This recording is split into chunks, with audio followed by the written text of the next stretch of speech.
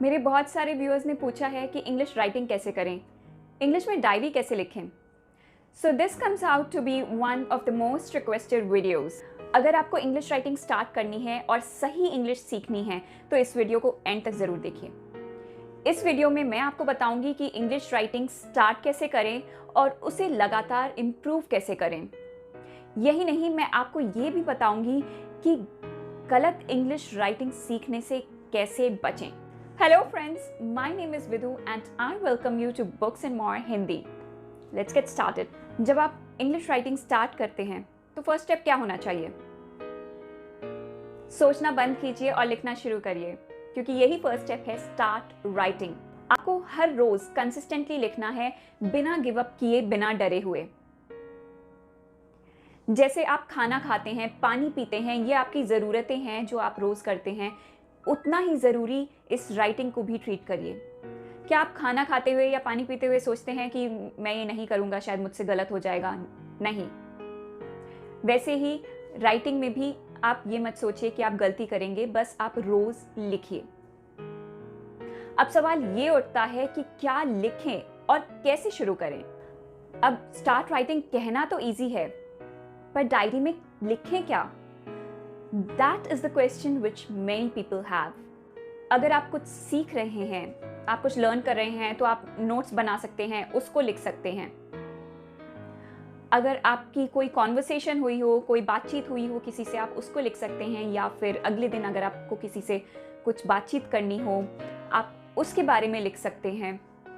पर मैं आपको एडवाइस करूंगी कि आप डायरी लिखना शुरू करें, क्योंकि डायरी में आप अपनी थॉट्स लिखते हैं, अपनी ही डेली एक्टिविटीज़ लिखते हैं, तो ये आपको बहुत इजी रहेगा।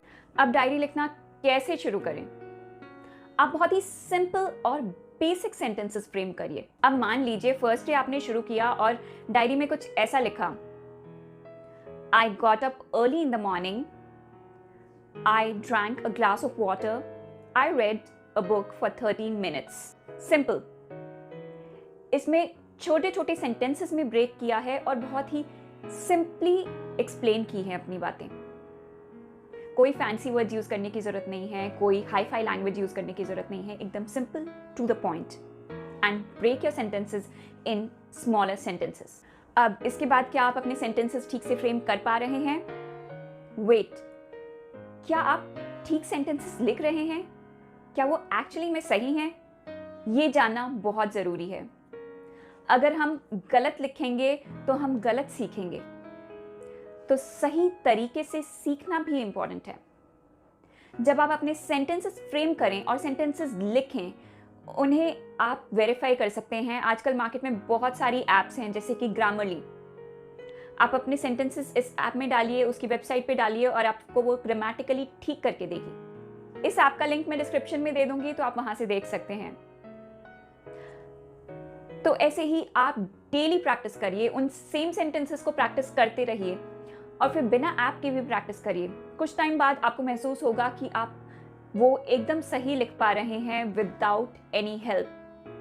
प्रैक्टिस करना बहुत ज़रूरी है, because practice makes progress. Reading से आपकी इंग्लिश डेफिनेटली इम्प्रूव होगी, पर अगर आप रीडिंग नहीं करते हैं तो बहुत चांसेस हैं कि आप बीच में ही क्विट कर देंगे।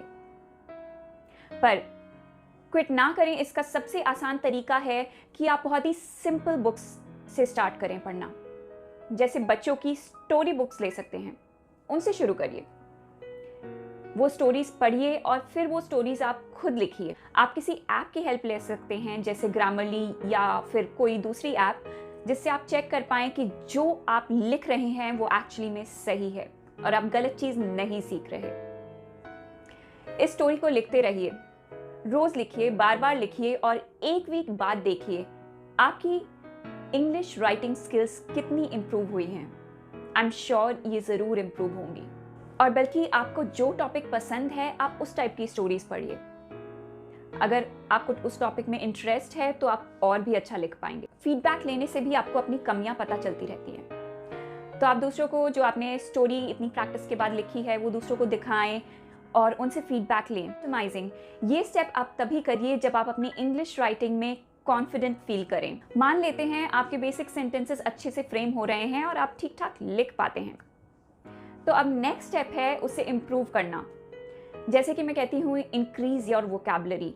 तो फॉर एग्जाम्पल इफ़ आई से कि मैं 5 वर्ड्स डेली सीखूंगी और उन्हें अपनी राइटिंग में लिखूंगी, या मैं अगर कोई स्टोरी लिख रही हूँ तो उसमें वो वर्ड्स यूज़ करने की कोशिश करूँगी, या फिर मैं 2 नए वर्ड्स रोज़ सीखूंगी। नंबर ऑफ़ वर्ड्स आप अपनी कन्वीनियंस के हिसाब से देख सकते हैं। आपको जब भी लगे कि आपको बहुत कुछ आ गया है, यही वो पॉइंट है जब आपको छोड़ना नहीं है, क्विट नहीं करना है और इम्प्रूव करना है। अगर आपको अच्छे इंग्लिश कोर्सेज मिल रहे हैं और वो पेड हैं, तो आप उनमें इन्वेस्ट करने के लिए हेजिटेट मत करिए। आप सोचिए, अगर आपको कपड़े खरीदने हो या फिर कोई नया फ़ोन लेना हो, तो क्या आप इतना सोचेंगे? नहीं, बल्कि आप और ज़्यादा एक्साइटेड होंगे वो खरीदने के लिए। तो फिर हम पेड कोर्सेज के लिए इतना क्यों सोचते हैं? फ़ोन, कपड़े, ये सब चीज़ें तो बहुत ही शॉर्ट टर्म रिजल्ट देती हैं, पर अगर आप कुछ सीखने में, अपनी पढ़ाई में इन्वेस्ट करेंगे तो ये लाइफ टाइम आपको रिजल्ट देगा। तो इस चीज़ में इन्वेस्ट करने के लिए कभी हिचकिचाइए मत और खुल के इन्वेस्ट कीजिए, क्योंकि आप कुछ नया ही सीखेंगे। So these were the steps to start writing in English. अगर आप सोच रहे हैं इंग्लिश राइटिंग शुरू करने की, तो आज से ही कीजिए, वेट क्यों करना है। वीडियो पसंद आया तो लाइक करें और अपने दोस्तों के साथ शेयर भी करें। Subscribe to books and more Hindi और बेल आइकन क्लिक करना मत भूलिए।